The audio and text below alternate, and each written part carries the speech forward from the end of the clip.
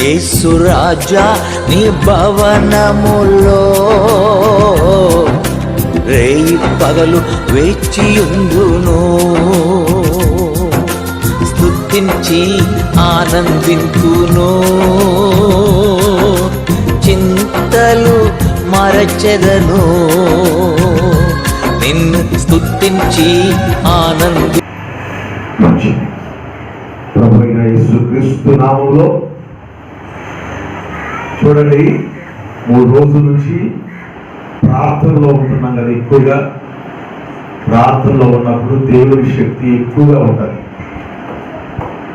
3 రోజుల నుంచి ఉపవాస ప్రార్థనలో, వాక్య ధ్యానంలో, ఇక్కడ యాజక సంఘంలో విశ్వాసుల్ని పగలు రాత్రి శుద్ధీకరణ కూడికలు ఏర్పాటు చేయటం వలన దేవుని శక్తి బలపరుస్తూ ఉంది. ఒక విషయం చెప్పాలంటే, ఈ శుక్రవారం రోజు ప్రార్థనలు ప్రారంభించిన దగ్గర నుండి ఎంత హుషారుగా ఉందంటే చాలా హుషారుగా ఉంది. ప్రైజ్ ది లార్డ్, హల్లెలూయా. ఎందుకంటే దేవుని పని చేయకుండా తిని కూర్చుంటాం అనేది స్వామితనం అయిపోయింది, బద్ధకం అయిపోయింది. అన్ని బలహీనతలు అయిపోతున్నాయి, అన్ని రోగాలు అయిపోతున్నాయి, అన్ని నొప్పులు అయిపోతున్నాయి. నిజంగా దేవుని బిడ్డలారా, ఈ 3 దినాలు వెళ్ళి అక్కడ ఆరాధన జరిపి మళ్ళా వస్తా, ఇక్కడి నుంచి మళ్ళా వెళ్ళి అక్కడ ఆరాధన జరిపి మళ్ళా వస్తా, ఇట్లా ఉంటుంటే ఎంత హుషారుగా ఎంత శక్తిగా ఉంటుందంటే అది చెప్పలేని విషయం. అది నాకు మాత్రమే తెలుసు, అర్థం అవుతుంది. దేవునికి స్తోత్రం చెప్పండి గట్టిగా, హల్లెలూయా. అందుకని బైబిల్లో దైవజనుడు పౌలు అన్నాడు, అయ్యో నేను స్వార్థను ప్రకటించకపోతే నాకు శ్రమ అన్నాడు. ఏం ప్రకటించకపోతే? నేను దేవుని సువార్తను ప్రకటించకపోతే నాకు శ్రమ అన్నాడు. మరలా ఇంకో సాట రోమా సంఘంలో ఏమంటాడు తెలుసా? ఏమంటే, నువ్వు బోధించువాడవైతే నీవు బోధ చేస్తూ పని కలిగి ఉండుము. ఏం కలిగి ఉండాలంట? పని కలిగి ఉండుము. పని పాట లేకుండా ఉంటే అది ఆ విధానం వేరుగా ఉంటుంది. దేవుని పని కలిగి పని చేస్తూ ఉండాలంట. మళ్ళా ఇంకోటి అంటాడు, దేవుని పని చేయకుండా భోజనం చేయొద్దు అన్నాడు. ఏం చేయొద్దు? దేవుని పని చేయకుండా, దేవునికి ప్రార్థన చేయకుండా, సువార్త చెప్పకుండా, దేవుని సేవ చేయకుండా భోజనం చేసిన అది ఆశీర్వాదకరంగా ఉండదు అని బైబిల్లో రాయబడి. దేవునికి స్తోత్రం, హల్లెలూయా. కాబట్టి ఈ యొక్క 3 దినాలు దేవుని పని 7 నెలల తర్వాత 3 రోజులు వరుసని ఉపవాస ప్రార్థన కోరికలు చక్కగా జరుగుతూ ఉంటుంటే ఆ సన్నిధిలో ఉండే అభిషేకము, ఆత్మ ఆనందము, సంతోషము, ఆరోగ్యము దేవుడు అనుగ్రహించుకుంటూ వస్తున్నాడు. దేవుని నామానికి మహిమ కలుగును గాక. చెప్పండి హల్లెలూయా. మంచిదండి. అయితే ఒక చిన్న వర్తమానాన్ని మీతో ఈరోజు పంచుకుంటారు. చదవండి బైబిల్ గ్రంథంలో నుంచి పేతురు రాసిన మొదటి పత్రిక, అపోస్తలుడైన పేతురు రాసిన మొదటి పత్రిక 5వ అధ్యాయము 7వ వచన భాగాన్ని చదువుకుందాం. అపోస్తలుడైన పేతురు యేసు ప్రభుకి శిష్యుడిగా ఉన్నటువంటి పేతురు కొత్త నిబంధన సంఘ స్థాపకుడు.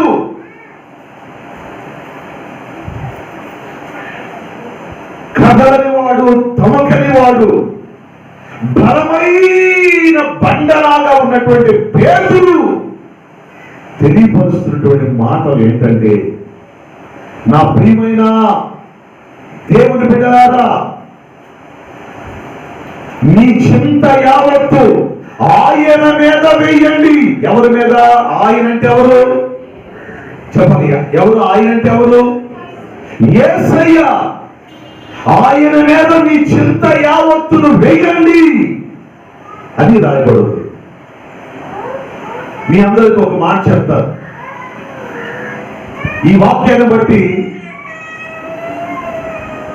మన జీవితాలు ఒక్కసారి మనం ఆలోచన చేస్తే, ఈ లోకంలో మానవుడిగా పుట్టిన ప్రతి మనిషి చింత లేనివాడు అంటే ఎవరు ఉండలేరు. చింతలు, దిగుళ్ళు, బాధలు, నిరుత్సాహము, విచారములు, కష్టాలు, బాధలు, కన్నీళ్లు, వేదనలు, ఇంకా ఇలా ఎన్నెన్నో మానవుల జీవితంలో సంభవించుకుంటూ జరుగుతూ వెళ్తూ ఉంటాయి.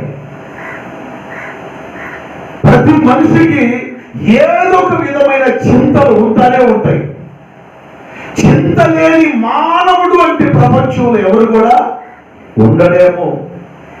ఇంతగా చింత అంటే ఏంటి చెప్పాలి. చింతలు అంటే ఏంటంట? ఇప్పుడు పేతురు గారు అన్నాడు, మీ చింత యావత్తు ఆయన మీద వెయ్యండి అన్నాడు. చింత అంటే ఏంటి చెప్పాలి. చింతలు అంటే ఏంటి? ఓ బ్రదరు దగ్గరికి వెళ్ళారు, ఒక ఇంటికి వెళ్ళారు. కుర్చీలో ఉసూరు మంట కూర్చున్నాడు. బ్రదర్ ప్రైజ్ లార్డ్, ఏంటి అలా నిరుత్సాహంగా ఉన్నారు అని చెప్పారంటే, ఏం చెప్తావు పాస్టర్ గారు, మా బాధలు అంతా ఇంత లేవండి అన్నాడు. ఏమిటయ్యా నీ బాధలు?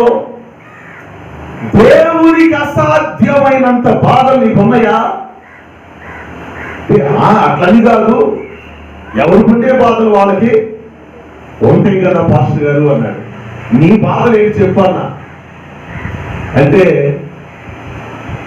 ఏముందండి, ఒక పక్క అప్పుల బాధలు, ఒక పక్క పిల్లలు పెళ్లిడికి వచ్చారు, ఒక పక్క అనారోగ్యాలు, ఇలా కుటుంబంలో ఒక పక్క ఆర్థిక సమస్యలు, మరొక పక్క కుమారుడు, ఒకగానొక కుమారుడు అనుకుంటే వాడు మాట వినకుండా ఇష్టానుసారంగా జీవిస్తున్నాడు. వాడి దిగులు ఎక్కువైపోయింది పాస్టర్ గారు నాకు అన్నాడు.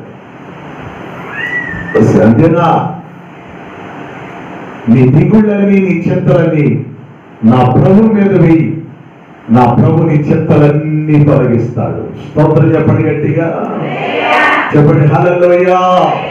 ఇప్పుడు పేతురు అంటున్నాడు, పేతురు కొత్త నిబంధన సంఘ స్థాపకుడైన పేతురు అంటున్న మాట ఏంటో తెలుసా?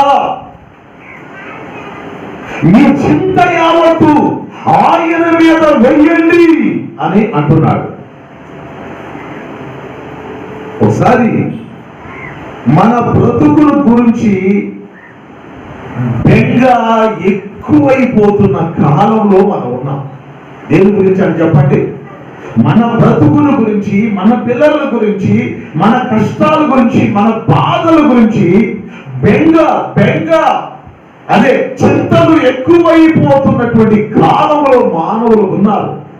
సరే, ఇవన్నీ అలా పెడితే మరొక పక్క మరొక చింతలు, మరొక బెంగ ఏంటి?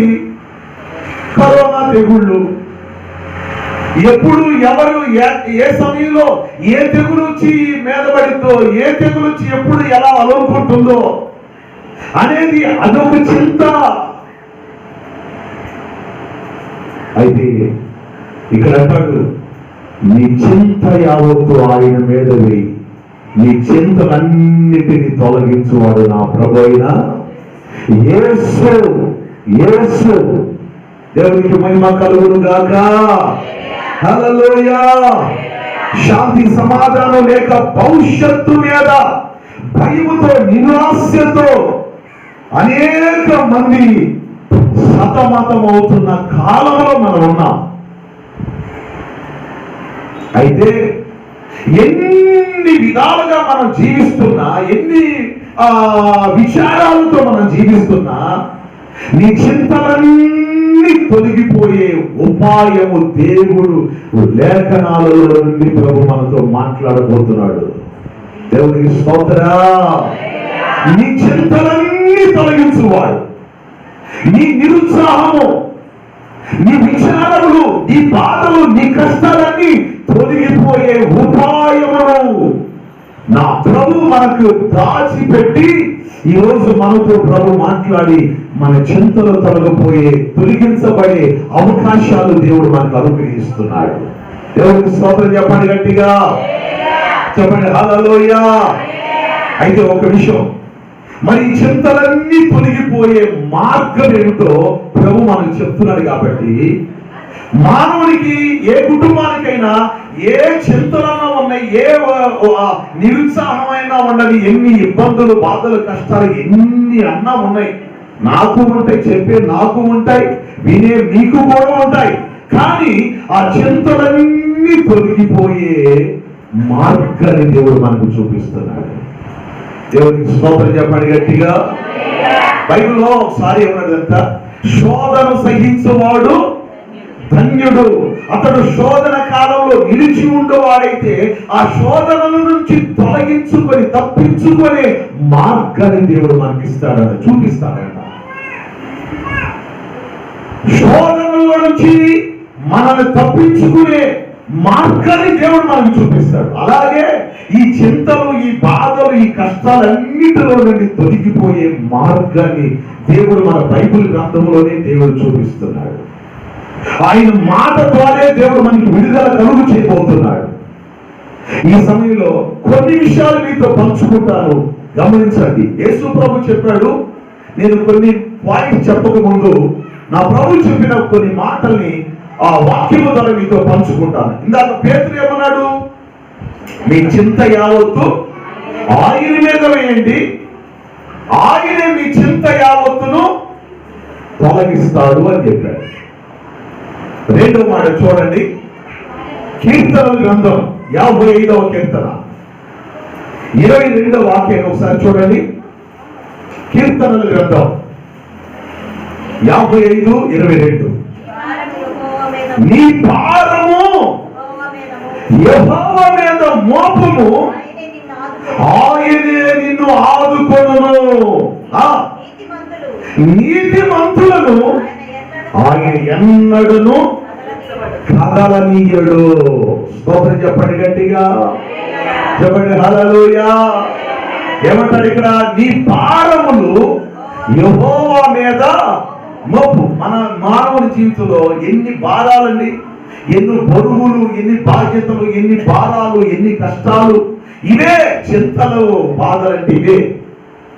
ఇక్కడ కీర్తనకారుడు అనుభవించి చెబుతున్న మాట ఏంటంటే, సహోదరుడా, సహోదరి, నువ్వు ఏ భారముతో ఉన్నావో, ఏ బరువుతో ఉన్నావో, ఏ బాధ్యతలు, కుటుంబ బాధ్యతలు, పిల్లల బాధ్యతలతో సతమతమైపోతున్నావో నాకు తెలియదు. కానీ ఇక్కడ అంటాడు, నీ భారము యెహోవా మీద మోపుము,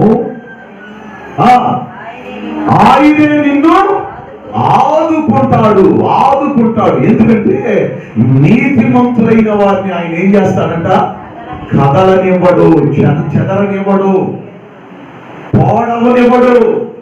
ఆయన వారి బాధలన్నీ, బరువులన్నీ తొలగించి ఆయన స్థిరపరిచి, బలపరిచి ఆదరిస్తాడంట. దేవునికి స్తోత్రం చెప్పండి గట్టిగా, చెప్పండి హల్లెలూయా. అయితే ఒకసారి దైవజనుడు పౌలు ఫిలిప్పీ సంఘముతో ఒక మాట అంటాడు. ఫిలిప్పీలో ఉన్న సంఘస్థులతో వాళ్ళు కూడా కొన్ని చింతలు, బాధలతో ఇబ్బందులు పడతా ఉంటే దైవజనుడు పౌలు వారిని గూర్చి వారి చింతలన్నీ తొలగించే మార్గాన్ని వాళ్ళకి తెలియపరుస్తున్నాడు. 4వ అధ్యాయం చూస్తారా? ఫిలిప్పీలకు రాసిన పత్రిక 4వ అధ్యాయం 6-7 వాక్యాన్ని ఒకసారి చూడండి త్వరగా. దేనిని గూర్చి మీరు చింతపడవద్దు గాని ప్రతి విషయములో ప్రార్థన విజ్ఞాపనలు చేత కృతజ్ఞత పూర్వకముగా మీ విన్నపాలు, మీ బాధలు, మీ చింతలన్నీ దేవునికి తెలియపరచండి. Praise the lord. ఇక్కడ అంటాడు, దేనిని గురించి మీరు చింతించవద్దు. దేని విషయంలో ఈరోజు చింతిస్తున్నారు? దేని విషయాల్లో మీరు చింతలు బాధపడుతూ ఉన్నారు? కొన్ని కుటుంబాలలో చెప్పుకోలేని సమస్యలు, కొన్ని కుటుంబాలలో చెప్పుకోలేని రోగాలు, కొన్ని కుటుంబాలలో చెప్పుకోలేనటువంటి ఆ ఇబ్బందులు, కన్నీళ్లు. అయితే ఇక్కడ పౌలు అంటాడు, నువ్వు ఏ విషయంలో చింతపడుతున్నావో నాకు తెలియదు, కానీ దేని గూర్చి నువ్వు చింతించుట వలన నీ అందరికి నువ్వేమీ చేయలేవు, కానీ నీ చింతలన్నీ కూడా ఆయనకు తెలియపరచాలి. ఎలా తెలియపరచాలి? ఇప్పుడు మనం ఒక సమస్య వచ్చింది, ఆ సమస్యతో మన ఇంట్లో బాధపడుతున్నారు, భార్యాభర్తలు బాధపడుతున్నారు, చింతపడుతున్నారు, దిగులు పడుతున్నారు. ఇప్పుడు ఆ దిగులు పడి ఏం చేయగలుగుతాం? మనముగా ఏమి చేస్తే ఆ చింతలు తొలగిపోతాయి? మనంతటికి మనం ఏం చేయలేం. మన జ్ఞానం సరిపోదు, మన తెలివితేటలు సరిపోదు, మన వాక్చాతుర్యం సరిపోదు. మరి ఎట్లా ఇవన్నీ తొలగిపోయే మార్గం ఏది అంటే అక్కడ పౌలు చెప్తున్నాడు, ప్రార్థనల చేత, విన్నపముల చేత, కృతజ్ఞతాస్తుతులు పూర్వకముగా మీ విన్నపాలన్నీ, మీ చింతలన్నీ మా దేవునికి తెలియచేయండి. ఎవరికి తెలియచేయాలి? ఏ మనిషికి మనం తెలియజేసినా మన చింతలు తొలగించరే. ఏ మనుషులకి మనము మన బాధని, మన కోడుని మనం చెప్పుకుంటే ఎవరో మనకి వచ్చి మన బాధ నుంచి, మన చింత నుంచి మనకి విడిపించే నాథుడు ఎవరున్నా ఉన్నారా అంటే ఎవరు లేరే. మరి ఎవరు చెప్పుకోవాలి? మనం వెళ్ళి మన చింతలు, మన బాధలు, మన సమస్యలు, మన కన్నీళ్లు, మన ఆర్థిక ఇబ్బందులు, మన రోగాలు, మన సమస్యలు ఎవరికి చెప్పుకుంటే తీరతాయి? ఎవరు చెప్పుకోవాలి? మనుషులకి చెప్పుకున్నా, ఒకవేళ ప్రాణ స్నేహితులకు చెప్పుకున్నా ఏదో కొంతవరకే, ఆయన వీలున్నంత వరకు చేయగలడు. కానీ ఆ చెప్పుకునే విధానం ఏదో మన దేవునికి పరిపూర్ణంగా మనం దేవుని దగ్గర మొర పెట్టుకోగలిగితే, ప్రార్థన చేయగలిగితే, విజ్ఞాపనలు చేయగలిగితే, కృతజ్ఞతాస్తుతులు చెల్లించగలిగి మన విషయాలన్నీ ఆయనకు తెలియపరిస్తే ఆయనే మన చింతలన్నిటి నుండి విడిపించగలడు. దేవునికి స్తోత్రం చెప్పండి గట్టిగా, చెప్పండి హల్లెలూయా, హల్లెలూయా. దేవుడు ఖచ్చితంగా ఏదో ఒక మార్గాన్ని దేవుడు చూపిస్తాడు. ఏదో ఒక మార్గాన్ని దేవుడు నీ చింతలన్నిటిని తొలగించి విడిపించే మార్గాన్ని దేవుడు చూపిస్తాడు. ఏదో ఒక విధంగా, ఎవరొకరి ద్వారా, ఏదో ఒక దిక్కు నుండి దేవుడు నీ పట్ల కార్యాలు చేస్తా వస్తాడు. దేవునికి మహిమ కలుగును గాక. అందుకని ఒకసారంట ప్రభువైన యేసుక్రీస్తు శరీరధారిగా ఉన్న దినాలలో కొంతమంది ప్రజలు చాలా చింతపడుతున్నారు, బాధపడుతున్నారు, దిగోలమంట ఉన్నారు, నిరుత్సాహపడుతున్నారు, విచారణతో ఉన్నారంట. ఎందుకయ్యా అంటే సరిగ్గా పోషణ జరగట్లేదయ్యా, సరిగ్గా వస్త్రాలు లేవయ్యా, సరిగ్గా ఆర్థిక ఇబ్బందుల్లో ఇన్కమ్ అనేది, రాబడి అనేది లేదయ్యా, కుటుంబాలు జరగటమే అంతంత మాత్రమైపోయిందయ్యా అని ఆ రోజులో ఉన్న ప్రజలు ఇబ్బంది పడుతూ ఉన్న సమయంలో నా ప్రభువైన యేసుక్రీస్తు వాళ్ళకి చక్కటి ఉపదేశాన్ని ఉపదేశించాడు. చదవండి ఆ మాటలు ఏంటో ఒకసారి. మత్తయి సువార్త 6వ అధ్యాయము 25వ వచనం దగ్గర నుండి 34వ వచనం వరకు మీరు తర్వాత చదువుకోండి. మొదట 25వ వచనం చదవండి. 6వ అధ్యాయం 25వ వచనం మత్తయి సువార్త.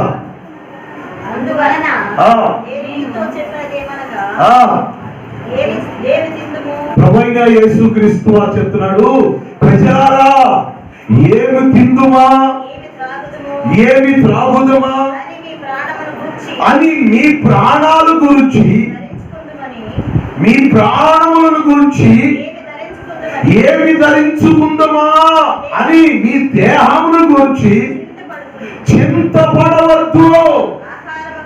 అది చూడండి, ప్రభువే యేసుక్రీస్తు మాట్లాడుతున్నాడు. ఏం తినాలా, ఈ రోజు డబ్బులు లేవు, ఈ రోజు బియ్యం లేవు, మరి ఇప్పుడు ఏమి వండుకొని పిల్లలకు పెట్టాలి, భర్తకు పెట్టాలి అని ఆ రోజుల్లో ఉన్న ప్రజలంట ఆహారం విషయంలో చింతిస్తూ ఉన్నారంట. నీళ్లు కూడా దొరకని రోజులు అవి, తాగటానికి నీళ్లు కూడా దొరకనటువంటి రోజుల్లో ఉండి దాహముతో చింతిస్తూ ఉన్న రోజులు అవి. అప్పుడు ప్రభువైన యేసుక్రీస్తు వాళ్ళ మధ్యలోకి వెళ్ళి వాళ్ళకు చక్కటి ఒక ఉపదేశాన్ని బోధిస్తున్న మాటలు తెలుసా? ఏమి తిందుమా, ఏమి తాగుదామా అని మీ ప్రాణముల గురించి అయినను, ఏమి ధరించుకుందామా అని మీ దేహముల గురించి మీరు చింతపడవద్దు.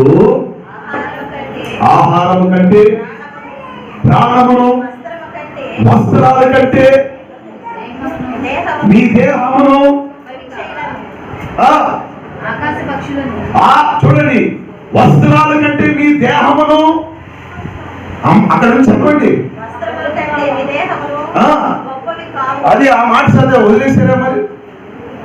వస్త్రాలు చూడండి, ఆహారం కంటే మీ ప్రాణం ముఖ్యమైనది కాదా? వస్త్రాల కంటే మీ దేహము ముఖ్యమైనది కాదా? అయితే ఆకాశ పక్షులను చూడండి. చూడండి, అక్కడ ఒక సమావేశాన్ని, కోటాన్ని పెట్టి వాళ్ళందరూ చెప్తున్నాడు, ఆకాశ వైపు చూడండి, పక్షులు వెళ్తున్నాయి చూడండి. చూశారు. అంటాడు యేసు ప్రభు, ఆకాశ పక్షులను చూడండి, అది విత్తనాలు చల్లవు, అది పంట పోయవు, కొట్లలో కూర్చుకోవు, గాని అయినను మీ పరలోకపు తండ్రి వాటిని పోషించుతున్నాడు కదా. మీరు వాటి కంటే బహు శ్రేష్టమైన వారు కాదా? స్తోత్రం చెప్పండి గట్టిగా. పక్షుల కంటే మనం శ్రేష్టమైన వాళ్ళం కాదా? ఎవరు శ్రేష్టమైన వాళ్ళని? పక్షుల, జంతువుల, మనుషుల? మనుషులు. దేవునికి స్తోత్రం చెప్పండి గట్టిగా. హల్లెలూయా. కాబట్టి ప్రియులారా, ప్రభువు ఉపదేశం చెప్తున్నాడు, మీరు దేని గురించి మీరు చింతపడవద్దు. ఆకాశ పక్షులు ఉన్నాయి, అయ్యేమన్నా పొలం వేసుకొని, ఇత్తనాలు వేసుకొని, పంట పోసి అది కొట్టులో కూర్చుకొని వాటి తాగితో అవి ఏమన్నా పనిచేసి తినగలుగుతున్నాయా? లేదే. మరి మీ పరలోకపు తండ్రి వాటిని పోషించట్లేదా? ఎలా పోషిస్తున్నాడు? ఉదయాన్నే లేస్తాయంట. చూడండి, పక్షులు ఎలా పోషించబడుతున్నాయి తెలుసా మీకు? పక్షులు గాని, మృగాలు గాని, ప్రకృతిలో ఉన్నవన్నీ కూడా ఎలా పోషించబడుతున్నాయి, ఎలా క్షేమంగా ఉండగలుగుతున్నాయి, ఎలా శ్రేష్టంగా ఉండగలుగుతున్నాయి, ఎలా ఆనందంగా ఉండగలుగుతున్నాయి అంటే మనుషుల కంటే, మనుషులందరికంటే ముందు లేచేవి ఏమిటో తెలుసా? చెప్పండి. మనుషుల కంటే ముందు మెలుకు కలిగి లేచేది ఎవరంట? పక్షులు. పక్షులు ముందు లేస్తాయా, మనుషులు ముందు లేస్తారా? చెప్పాలి మీరు, గట్టిగా చెప్పండి. ఎవరు లేస్తారు ముందు? పక్షులే ముందు లేస్తాయి. జంతువులు ముందు లేస్తాయా? జంతువులు ముందు లేస్తాయా? మనుషులు ముందు లేస్తారా? జంతువులే ముందు లేస్తాయి. స్తోత్రం చెప్పండి గట్టిగా. చెప్పండి హల్లెలూయా.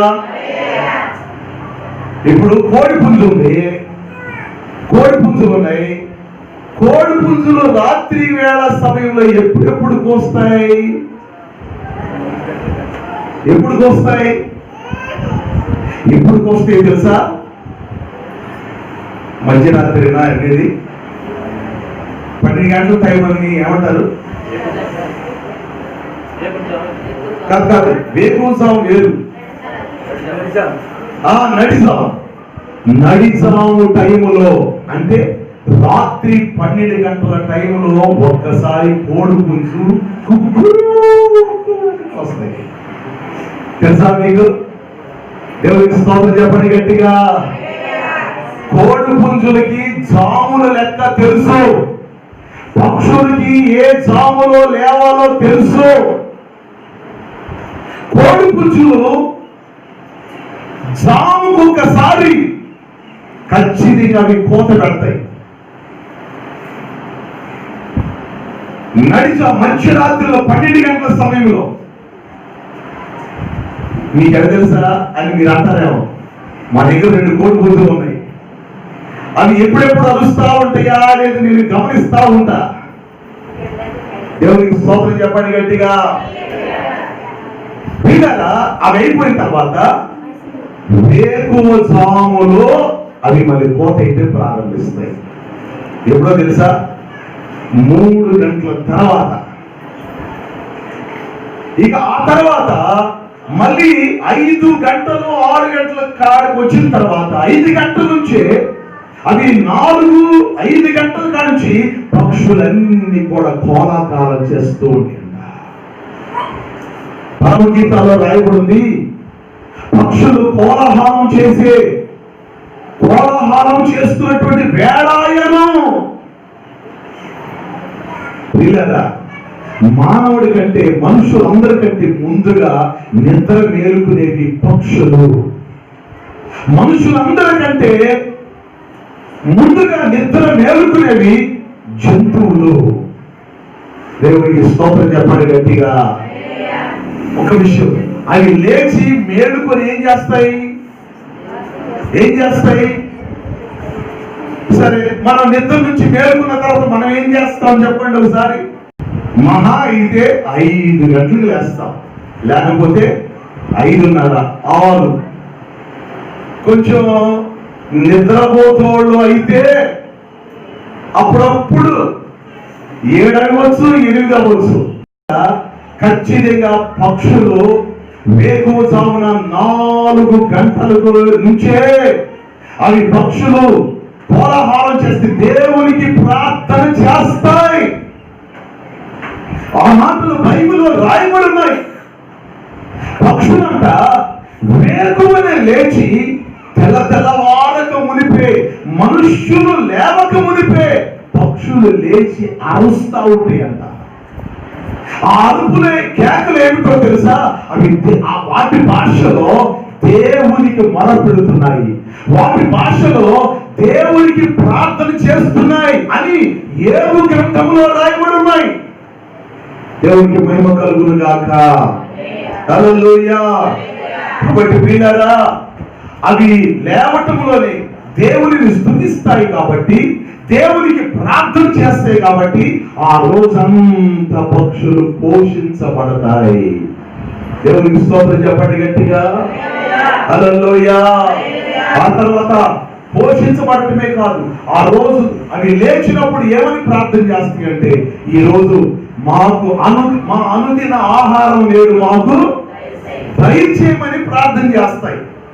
మళ్ళా అంత మాత్రమే కాకుండా, అయ్యా ఈ రోజంతా ఏ శత్రువు చేతిలో పడకుండా, ఏ వేటగాడి చేతిలో పడకుండా, ఏ పోయేవాడి చేతిలో పడకుండా మమ్మల్ని కాపాడండి ప్రాణాలతో అని ప్రార్థన చేసుకుని బయటకు వస్తాయి.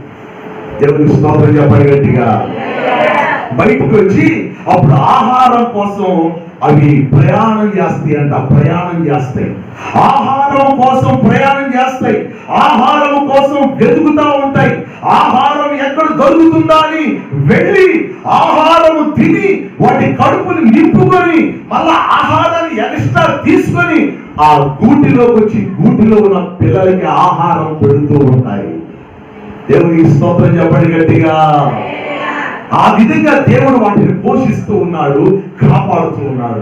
అయితే వాటిని పోషించుతున్న దేవుడు, నేను మిమ్మల్ని పోషించనా, మీ అవసరాలు నేను తీర్చనా అని మన దేవుడు మనకు ధైర్యం ఇస్తున్నాడు.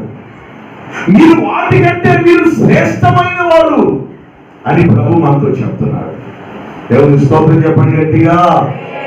అప్పుడు దేని గురించి మీరు చెప్పండి. 34వ వచనం ఒక్కసారి చదవండి. 34వ వచనం, రేపటిని గూర్చి మీరు చింతపడవద్దు. ఎప్పటి గురించి? సహజంగా మానవుని ఆలోచన తలంపులు ఎప్పుడు దాకా వెళ్తుంటే ఈ రోజు నుండి మరలా వచ్చే ఆదివారం దాకా మన ఆలోచన వెళ్తానే ఉంటాయి. రేపు ఏం చేయాలా, ఎల్లుండి ఏం చేయాలా, అవతార ఏం చేయాలా, ఏం సంపాదించాలా అని మనం మానవునిగా మనకున్న సహజ విధానాన్ని బట్టి మనం ఆలోచన చేస్తా ఉంటాం. అయితే ప్రభు ఇక్కడ అంటాడు, రేపటిని గురించి మీరు దేని గురించి చింతపడవద్దు. రేపటి దినమున దాని సంగతులను గూర్చి, చూడండి, రేపటి దినమున దాని, నాకు కరెక్ట్ గా మీరు ఆ పాయింట్ చదవాలి, అర్థమయ్యేటట్లు చదవాలి. చూడండి అక్కడ ఏమంటారంటే, రేపటిని గురించి మీరు చింతించవద్దు, రేపటి దినమున దాని సంగతులను గురించి చింతించును. అంతేనా? ఏ నాటికి ఆనాటికి చాలు. దేవుడికి మహిమ కలుగును గాక. చెప్పండి హల్లెలూయా. ఏ నాటికి ఆనాటికి మనకు చాలు అంటే, ఈ రోజు దేవుడు మనకి ఎంత ఇస్తాడో అంతటితో మనం తృప్తి పడాలి. స్తోత్రం చెప్పండి గట్టిగా. ఆటోకి వెళ్ళానండి, ఈరోజు అనుకున్నంత బాడీకి దొరకలేదండి అని ఆటో డ్రైవర్లు బాధపడుతూ ఉంటారు సహజంగా. అంటే వాడి మనసులో ఆ రోజు ఎంత సంపాదించాలనే ఆలోచన సహజంగా. చెప్పండి ఎంత? మీ ఆలోచన ఎంత? 1500. ఒకవేళ ఆ రోజు 1500 సంపాదించలేదే అనుకో, ఆ రోజు నువ్వు చింతించాల్సిన అవసరం లేదు. ఎందుకంటే ఆ రోజు నువ్వు సంపాదించాలనుకున్నది మరొక రోజు దేవుడు అంతకు అంతకు అంతకు అంతకు రెట్టింపులు దేవుడు నీకు ఇస్తాడు. దేవునికి స్తోత్రం చెప్పండి గట్టిగా. ఒకవేళ ఇవ్వలేదనుకో, ఏ నాటికి ఏ రోజుకి ఆ రోజు దేవుడు నీకు అందిస్తున్నాడో దానితో నువ్వు తృప్తి పడితే ఆ తృప్తిలోనే మరొక ఆశీర్వాదాన్ని దేవుడు నీకు తీసుకుని వస్తాడు. దేవునికి స్తోత్రం చెప్పండి గట్టిగా. హల్లెలూయా. మానవునికి తృప్తి లేకపోతే జీవితంలో పైకి ఎదగలేడు. దేవుడు ఏ రోజుకి ఆ రోజు మనకి అందిస్తున్నాడో, మనకి ఎంత పోషిస్తున్నాడో, మన చేతికి సంపాదన అనేది ఎంత దేవుడిస్తున్నాడో, దేవుడిచ్చిన దానితో మనం తృప్తి పడాలా. ఆ దానితో మనం తృప్తి పడలేదనుకో, దేవుడు అనుకుంటాడు, నేను ఇచ్చిన దానితో ఇతను తృప్తి పడతలేదే, నేను ఇచ్చిన దానితో ఇతను తృప్తి పడతలేదే, రేపు మళ్ళా ఎల్లుండి మళ్ళా ప్రతిరోజు నేను ఇవ్వాలి కదా, ఆ ఈ రోజు దానిలోనే తృప్తి పడకపోతే ఎలా? రోజు రోజుకి దేవుడు మనల్ని కొన్నిసార్లు పరిశోధన చేస్తూ ఉంటాడు, పరీక్షిస్తూ ఉంటాడు. ఆ పరీక్షల్లో మనం కానీ నెగ్గితే రోజు రోజుకి మన ఆశీర్వాదాన్ని పెంచుకుంటా దేవుడు వెళతాడు. అర్థమైన అందరూ హల్లెలూయా చెప్పండి.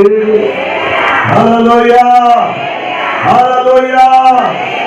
కాబట్టి ప్రియమైన దేవుని బిడ్డలారా, దేనిని గురించి మీరు చింతపడవద్దు, మీ చింత యావత్తు ఆయన మీద వెయ్యండి. ప్రభు తప్పకుండా మీ చింతలన్నిటిని ప్రభు తీరుస్తాడు. దేవునికి స్తోత్రం చెప్పండి గట్టిగా. ఇంకొక మాట చెప్పి నేను ముగిస్తా. ఈరోజు నేను చెప్పాలనుకున్న పాయింట్స్ అన్ని నేను చెప్పలేను, కానీ ఈ చింతలన్నీ తొలిగే మార్గాలని దేవుడు 7 మార్గాలని దేవుడు చూపిస్తున్నాడు. ఆ 7 మార్గాలలో మొట్టమొదటి మార్గం ఏంటి తెలుసా? అపోస్తుల కార్యములు 16వ అధ్యాయం 24 నుంచి 26 వచ్చిన వరకు.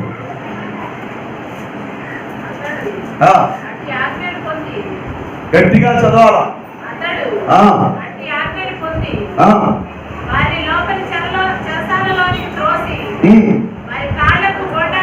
వారి కాళ్లకు బోండాలు వేసి బిగించారు. అయితే మధ్యరాత్రి వేళ, చూడండి, మధ్యరాత్రి వేళ పౌలు, సీల దేవునికి ప్రార్థన చేయుచు కీర్తనలు పాడుచూ ఉండేవి, ఖైదీలు విలుచూ ఉండేవి. అప్పుడు అకస్మాత్తుగా, ఈ మాటలు మనం చాలా సార్లు విన్నాము, చాలా సార్లు చదివాము. అప్పుడు మహాభూకంపము కలిగెను, చెరసాల పునాదులన్నీ అదిరెను, వెంటనే తలుపులన్నీ తెరవబడెను, అందరి బంధకాలు ఊడిపోయేను. అంతలో చాలు, దేవునికి స్తోత్రం చెప్పండి గట్టిగా. తలుపులు తెరవబడ్డాయి అంట. ఆ తర్వాత సంఖ్యలు బండాలన్నీ తెగిపోయి అంట, అందరి బంధకాలు ఊడిపోయి అంట, అందరూ చెరసాల నుంచి బయటకు వచ్చారంట. ఇప్పుడు వాళ్ళు ఉన్న పరిస్థితి ఏంటది? వాళ్ళ కాళ్ళకి వాళ్ళ చేతులకి ఏమేశారు? సంఖ్యలు వేయబడ్డాయి. వారి కాళ్ళకి వాళ్ళ చేతులకు సంఖ్యలు వేయబడ్డాయి. సంఖ్యలు వేయటమే కాదు, వాళ్ళని తీసుకెళ్ళి ఎక్కడ వేశారు? జైల్లో వేశారు, చెరసాల్లో వేశారు. ఒక మనిషిని ఏ తప్పు చేయకుండా, ఏ నేరం చేయకుండా ఒక మనిషిని పోలీసు వారు వచ్చి అరెస్ట్ చేసి జైల్లో పెట్టారంటే కుటుంబీకులందరూ చింతపడతారా, బాధపడతారా లేదా? చెప్పండి, చింతిస్తారా లేదా? మీ అబ్బాయిని జైల్లో పోలీసులు పట్టుకున్నారంట అన్న వెంటనే మనకి ఎంత టెన్షన్ వచ్చేసింది, ఎన్ని బాధలు వస్తాయి, ఎంత చింత, వేదన, విచారం, ఎంత బాధ అనుభవిస్తూ ఉంటాం లోపల. అయితే ఈ పౌలు సీల ఇద్దరంట జైల్లో వేయబడ్డారు. వాళ్ళు చేసిన ఏ నేరం లేదు. వాళ్ళని ఎందుకు జైలు వేశారంటే దేవుని సువార్త మాట్లాడుతూ ఉండగా ఆ ఊర్లో వాళ్ళందరికీ దేవుని సువార్త వాళ్ళు చెప్పటం ఇష్టం లేక వాళ్ళనంట కొట్టి, బాగా కొట్టి పోలీసు వాళ్ళకి అప్పగించేశారు. పోలీసులు కాళ్ళకి చేతులకి సంఖ్యలు బొండాలు వేసి వాళ్ళని తీసుకెళ్లి చెరసాలలో వేశారు. జైల్లో ఉన్నారు. ఆ రాత్రి వాళ్ళు చేసిన పని ఏమిటో తెలుసా? ఇప్పుడు వాళ్ళు ఏం చేయాలి? జైల్లో ఉన్న వాళ్ళు దిగోలమంట, చింతపడతా, బాధపడతా, దుఃఖపడతా ఉండాలి. కానీ వాళ్ళు ఏం చేశారు తెలుసా? వాళ్ళు దేవుని ఎరిగిన సేవకులు, దేవుని ఎరిగిన బిడ్డలు కాబట్టి వాళ్ళు ఏం చేశారు తెలుసా? మధ్యరాత్రి వేళ సమయంలో లేచి దేవుని స్తుతించుచు, ఆరాధన చేస్తూ, కీర్తనలు పాడి, ప్రార్థనలు చేయడం ప్రారంభించారంట. స్తోత్రం చెప్పండి గట్టిగా. హల్లెలూయా. ఎప్పుడైతే వాళ్ళు కీర్తనలు పాడుతున్నారో, దేవునిని ఆరాధిస్తున్నారో, దేవునిని స్తుతిస్తూ ఉన్నారో, దేవునిని ప్రార్థన చేస్తూ ఉన్నారో, చేస్తూ ఉండగా, దేవుని ఆరాధిస్తూ ఉండగా ఒక్కసారి ఆ చెరసాలలో కంట భూకంపం వచ్చిందంట. దేవునికి స్తోత్రం చెప్పండి గట్టిగా. ఏం కలిగిందండి?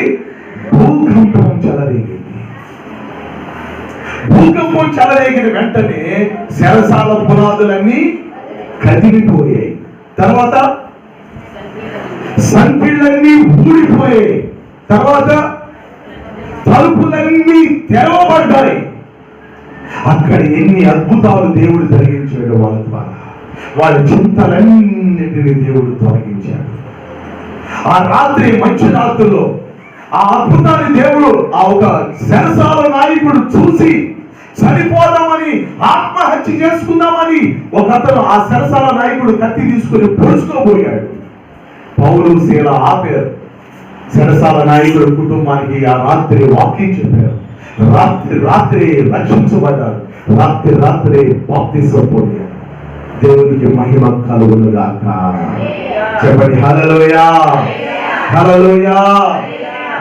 ఈ మధ్యాహ్న వేళ సమయంలో స్తుతి ఆరాధన ద్వారా మన చింతలన్నీ తొలగిపోతాయి. దేని ద్వారా చెప్పండి?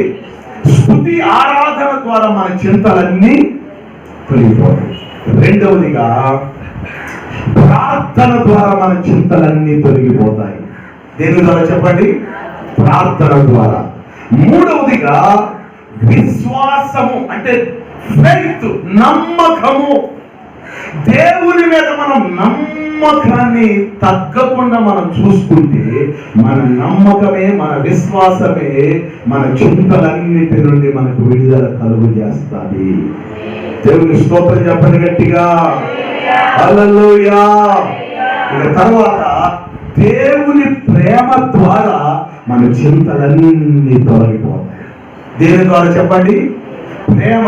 దేవుని ప్రేమ ద్వారా బాధలో, చింతతో, దిగులుతో బాధపడుతున్న ఒక వ్యక్తి దగ్గరికి వెళ్ళి మన ప్రేమతో కూడిన దేవుని మాటలు చెప్తే ఆ ప్రేమ గల మాటలు అతని చింతలన్నీ మరిచిపోయేటట్లుగా చేస్తాయి.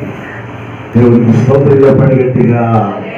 తర్వాత దేవునితో సహవాసం చేయటం వలన మన చింతలన్నీ తొలగిపోతాయి. ఎవరితో సహవాసం చేయటం వలన చెప్పాలి, ఎవరితోనంట? దేవునితో సహవాసము చేయటం వలన మన చింతలన్నీ తొలగిపోతాయి.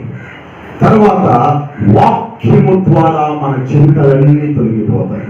తర్వాత దేవుని పరిచర్య చేస్తూ ఉండగా మన చింతలన్నీ తొలగిపోతాయి.